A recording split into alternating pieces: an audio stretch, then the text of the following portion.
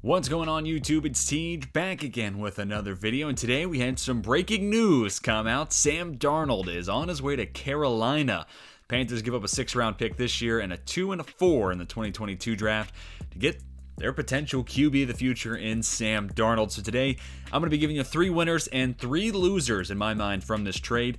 There's not a whole lot of losers in this deal in my mind, so I'm kind of stretching a little bit, so don't get offended if maybe your team or you don't like this take, or maybe there's a player you don't want involved in this. But nonetheless, comment your thoughts down below. What do you think of the deal? Who won? Who lost? And also, I hope you enjoy the video. If you do, please consider hitting that like button. And if you're new to the channel, like football content. We've done a few of these winner-loser videos before. I'm sure it'll be suggested by YouTube. It's smart, but also please consider subscribing to the channel. It would mean the world to me.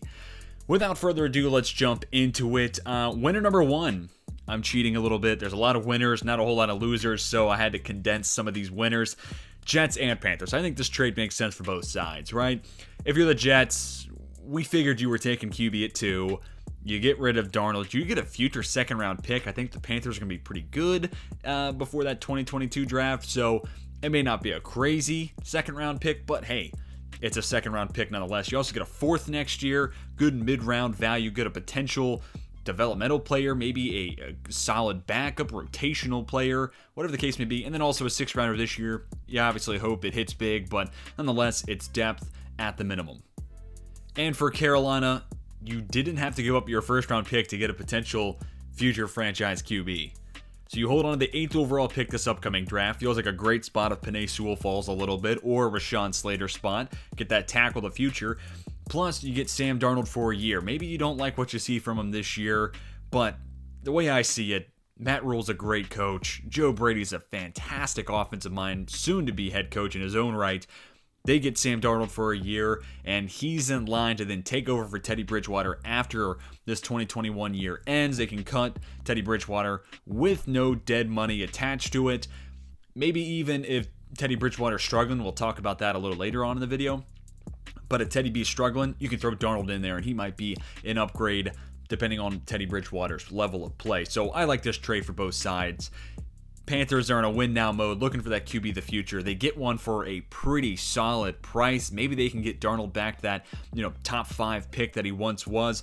And for the Jets, you accumulate some mid-round value for a guy who was just going to be a backup QB for you. And that's a green light to take Zach Wilson at number 2, who I think they're going to be taking that spot at least. I thought about putting Wilson on this list, but we've kind of been anticipating him going 2 anyway, so I don't want to put him in the winning column when it was already expected. On to loser number 1, Teddy Bridgewater. Man, my guy cannot catch a break. I think he played pretty well the first half of last year. Kind of petered off towards the end of the season. Maybe it's because it's been a while since he played a full 16 games. Maybe he'll bounce back, have a really strong season.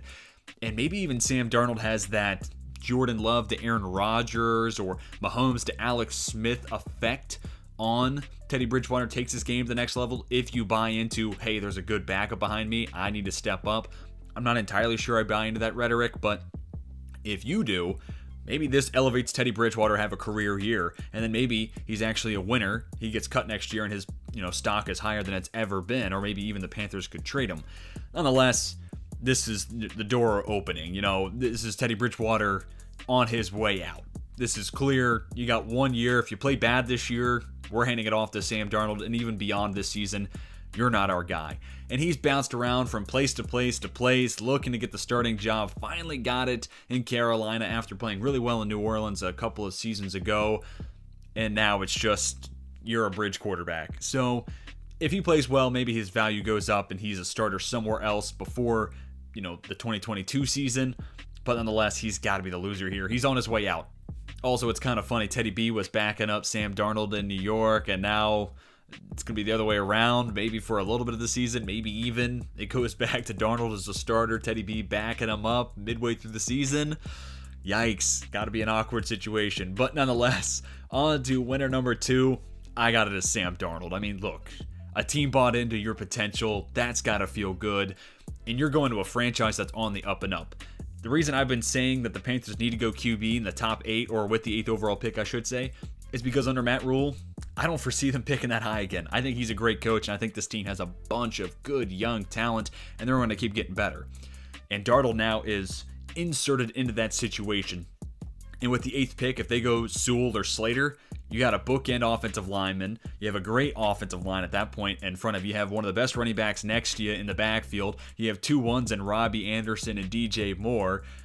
I mean, the offensive skill set is fantastic, and then the defense wasn't fantastic, but it made steps. It has great young playmakers like Derek Brown, Jeremy Chin, Donta Jackson. I mean, there's a lot to like about that defense too, and they're still getting better, and maybe they end up going defense at number 8. I mean, that's certainly in play, but nonetheless, Darnold went from a franchise that's been a laughing stock. I think they're going to turn around the Jets, that is.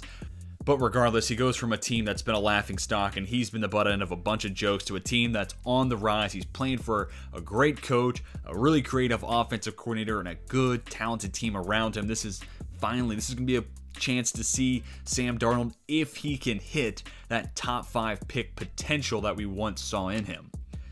On to loser number 2. And again, remember when I said this was going to be kind of a stretch? Yeah, loser 2 and 3 were kind of hard to come up with, but the NFC South, you can put a question mark next to it if you would like, but the reason I say this is Carolina's got their young guy of the future. I think by the end of round 2, the Bucs might be looking at a guy like Davis Mills, Kyle Trask, if he's still there. Maybe the Falcons are going QB at 4. I'm going to mock that when you see my next mock draft this upcoming weekend, so hopefully you're looking forward to that. And then you have the Saints, question mark around their QB situation. Is Jameis the guy? I don't know. If he's not, what are you doing down the line? So I say the NFC South is a loser because Carolina has the guy moving forward.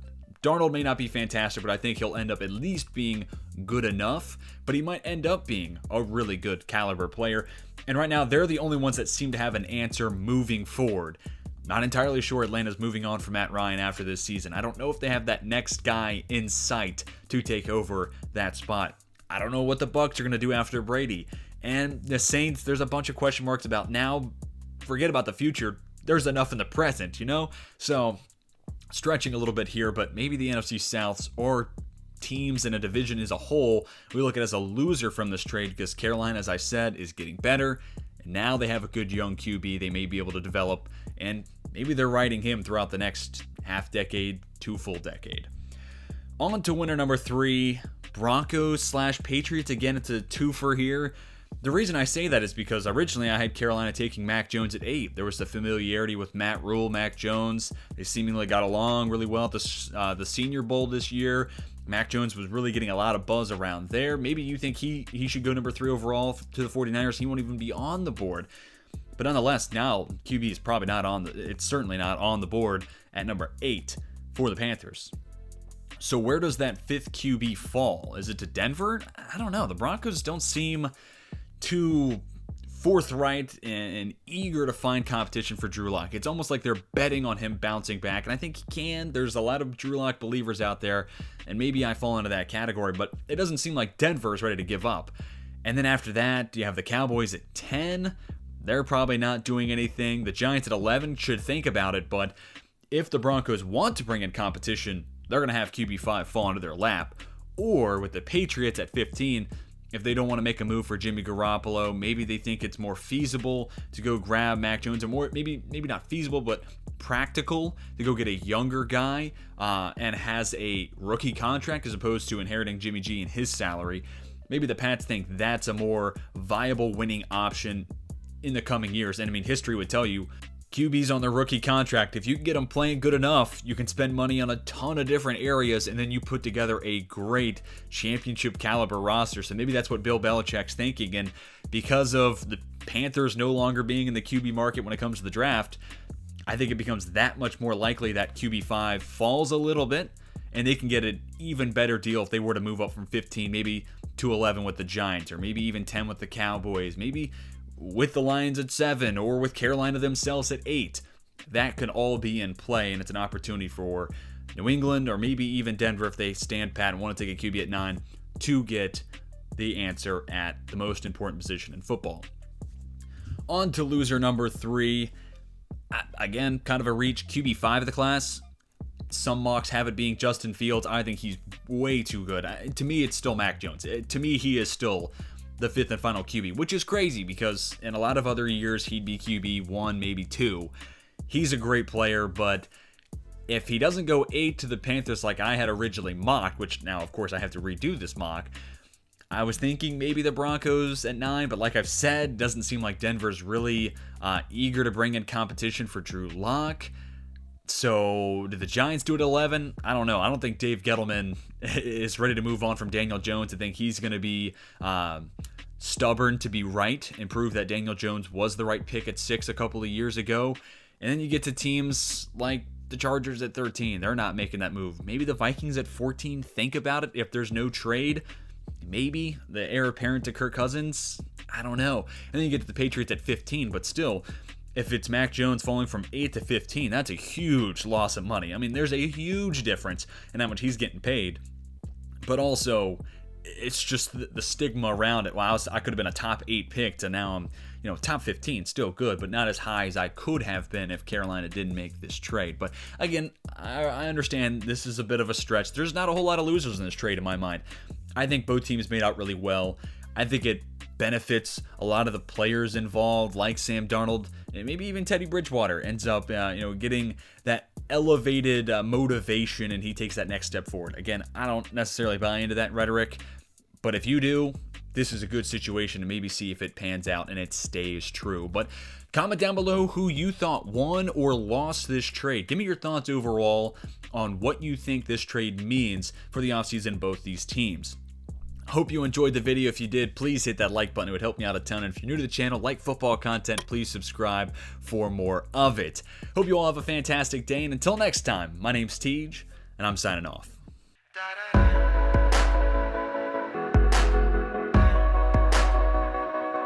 I'm part of the last generation that remembers time of God.